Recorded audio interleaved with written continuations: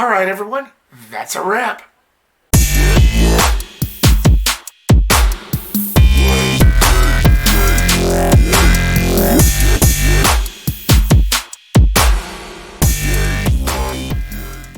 Hey, what's going on guys, and welcome back. So Urban Legends Final Cut stars Jennifer Morrison, Matthew Davis, and Loretta Devine. A struggling film student trying to complete her film thesis on urban legends, she soon falls victim to a masked serial killer as every one of her crew is murdered based on urban legends. First of all, let me just say, I wasn't quite sure if I was going to do a review for this, but I figured why the hell not. I already did the first one, so let's get on with the positives. I liked the whole setting. I liked the whole fact that this whole movie was set in this film school. And it's basically a tribute to all people that actually likes movies like me. Like all of you who follow me and all the ones that I follow on here. It's pretty much one of those movies where, okay, you can watch this movie and get a good idea on how they make movies. Even though this movie was exactly 20 years ago this year. Still, it's pretty interesting. I just like the whole film within a film. You know, filming a movie within a movie. And let's talk characters. Amy Mayfield is played by Jennifer Morrison, and I thought she did a pretty good job. She was fine. She made a good final girl. She wasn't as strong as Alicia Witt's character in the first, but she was good enough. She didn't show as much emotional trauma as Alicia Witt's character did in the first film. And I should have mentioned this character in the first because she was also in the first one. But Loretta Devine plays a cop named Reese. And I thought she did a pretty good job. She was funny in some parts. I like this actor. She does pretty well in some of the other things that she's done as well.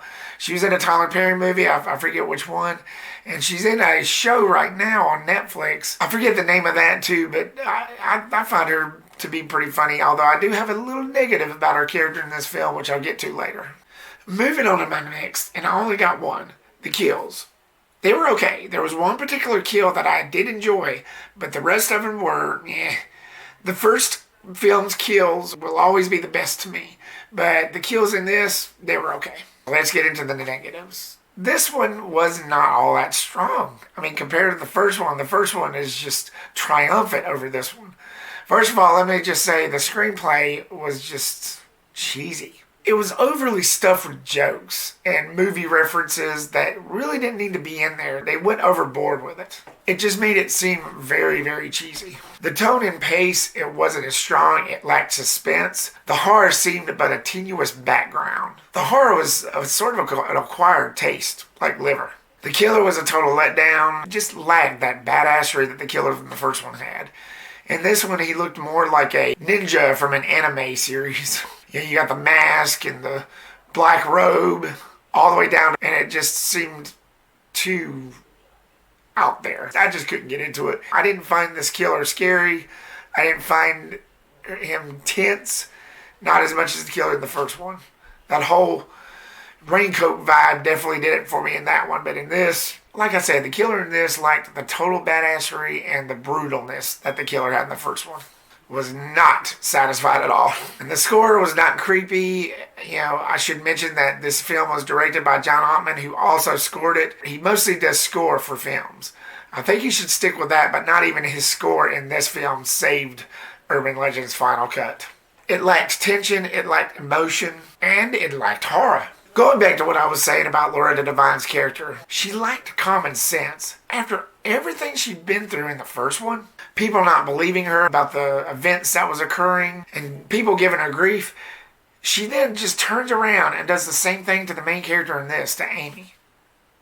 I mean, really? After all she's been through, she goes around and pulls a 360 and just does the same thing to some other poor girl that's going through the same thing she was.